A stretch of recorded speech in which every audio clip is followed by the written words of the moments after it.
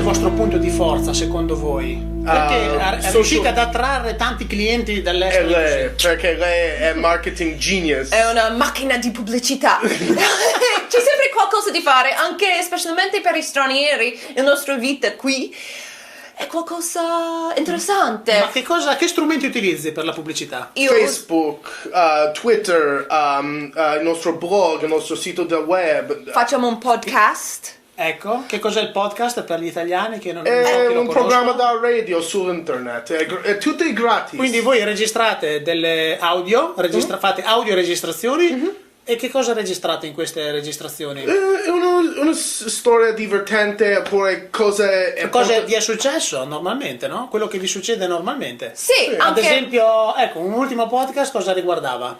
Abbiamo parlato abbiamo ricordato una ricetta per limoncello e aranciello perché faccio in questo momento. Abbiamo parlato dobbiamo fare il sistema per la casa per la nuova stagione, comincia adesso. E poi raccontate anche quando andate alla fiera della castagna, alla fiera delle noci. Sì.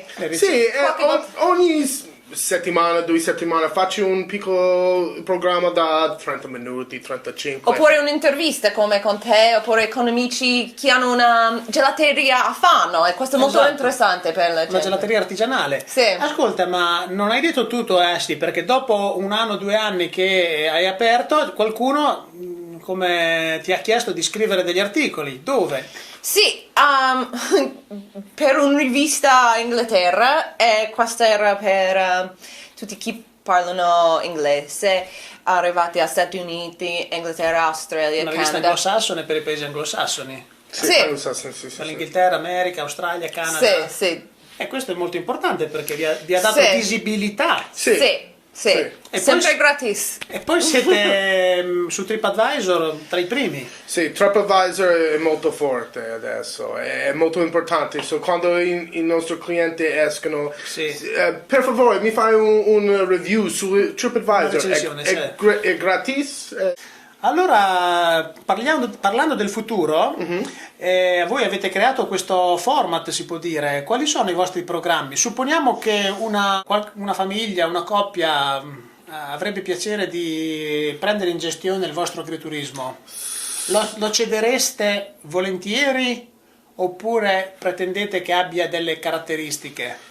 Hanno bisogno di caratteristiche forti. La prima caratteristica, passione, aperto per una nuova vita, si cambia la sua vita totalmente. Sì, perché deve cambiare, da lasciare l'America o l'Inghilterra e trasferirsi in Italia. La vedete più probabile una coppia di giovani come voi o anche una famiglia con bambini? Tutti e due. La età della persona non importa. Conta. Non importa. Perché sopravvale la passione su tutto? Sì. Anche un motore per il lavoro. Sì. Anche un motore per il lavoro, perché non è sempre facile. No.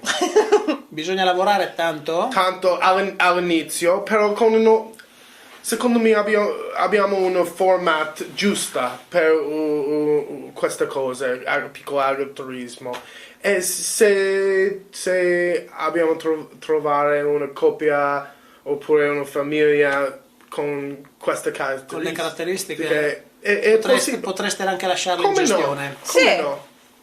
Interessante. No. E la seconda cosa, oltre alla passione, la seconda cosa che deve possedere chi gestisce un agriturismo? Per il nostro è cucinare. Deve sapere cucinare, giusto? Sì. Il nostro cantina è sempre aperto per tutta Italia e siamo molto fortunati per avere questa vita qui. È incredibile. Mi alzo ogni mattina e non posso credere io abito in questo bel paese, il migliore paese nel mondo secondo me. Che bel pensiero. E se volete venire alla Tavola Marche si può trovare noi a www.latavolamarche.com. Perfetto.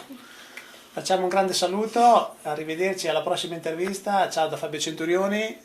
Ciao da arrivederci. Sono Jason, grazie, ciao.